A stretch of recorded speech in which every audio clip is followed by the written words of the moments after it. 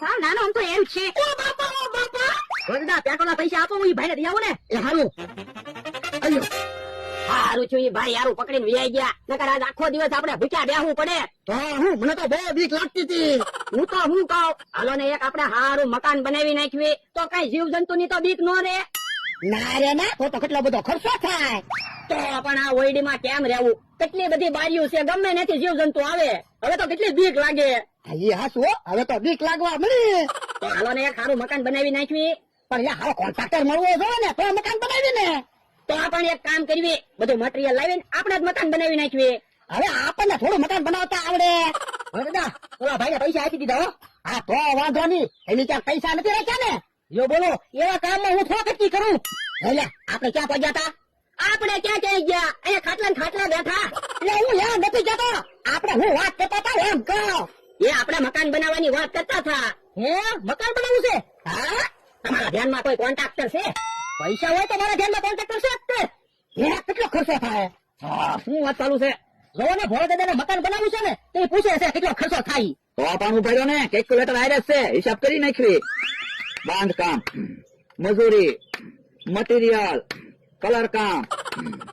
2 માળનું મકાન બનાવવું હોય તો 17,29,920 ને 20 પૈસા થાય.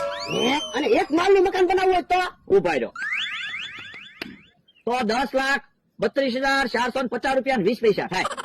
એટલો બધો ખર્ચો થાય. અને સસ્તું ને સારું મકાન બનાવવું હોય તો ઓય ભોળા દાદા 4-5 લાખ રૂપિયાનો ખર્ચો થાય જ છે ને. હવે 50,000 માં તો આવડી મોટી ઓરડી બનાવી હતી. ઈ તમે વર્ષો પહેલા ઓરડી બનાવી, અત્યારે તો કેટલી મોંઘવારી વધી ગઈ. આ તો તોય છે 2-2 લાખ રૂપિયા આપું બોલો મકાન બનાવી દેહો. 2.5 લાખ રૂપિયા નહીં 3 લાખ રૂપિયા આપો તારું મારી મકાન આપશું. અત્યારે ઓરડી માંથી પૈસા લઈ તો ના એ ના મને તો ઓયડીમાં બીક લાગે. બાપા પણ હવે ક્યાં ઓરડીમાં યારું છે? ઓલા ભાઈ યારું પકડીને વિયા તો ગયા. એ હારું મકાનમાં મટીરિયલ હારું વાપરજો.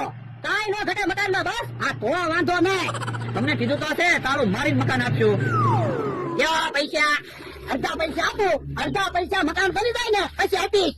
યો બોલો એ તો તમને અડધા પૈસામાં આની મકાન બનાવી દેવી છે એમાં તમે અડધા પૈસા આપો. પૂરા પૈસા આપી દો એટલે મકાનનું કામ થાય ચાલુ. એ હારું મારી ઉપર તો સાદે વિશ્વાસ જ નહીં ને. હાલો ભોળા દાદા ત્યાં મકાન બનાવવું છે એ જગ્યા બતાવી દો અને ખાતમુહૂર્ત કરી નાખો તમારે છે. એ હાલો હાલો હાલો બોલો ક્યાં મકાન બનાવવાનું છે?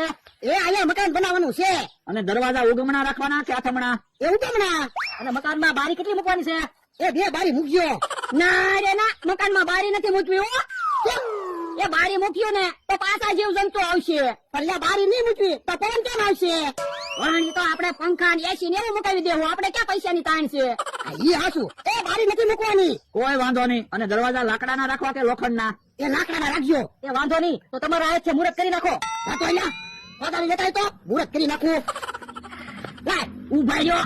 તમારા હાથે મુહૂર્ત નથી કરવું. હું લક્કી માણસ છું, મારા હાથે મુહૂર્ત કરવી તો મકાન સારું બનશે. એ હારું લ્યો મુહૂર્ત થઈ ગયો. જાવ તો હવે તમે શાંતિથી બેહો. મકાન બની જશે ને એટલે કેવા આવશું. એ વાંધો નહીં. ઓલા દાદા હાલો ને કેહા કાકા ને જમરૂ કાકા ને એને કી આવી કે આપણે મકાન બનાવીએ છીએ. એ હારું હાલ. અમરાભાઈ હાલો હવે આપણે મટીરિયલ લઈ આવી. હા હા બકુલભાઈ મકાનને તાળું મારીને આપવાનું છે. આ તો તાળું લેતા આવી. અત્યારે સિસ્ટમ જ થઈ ગઈ ને. મકાન હોપે એટલે તાળું મારીને જ હોપે. એ હારું હાલો મટીરિયલ લેવા જ આવી. ઓલા દાદા હવે તો આપણે ઉનાળામાં અગાશી ઉપર હોવાનું એટલે આપણને ગરમી નહીં થાય.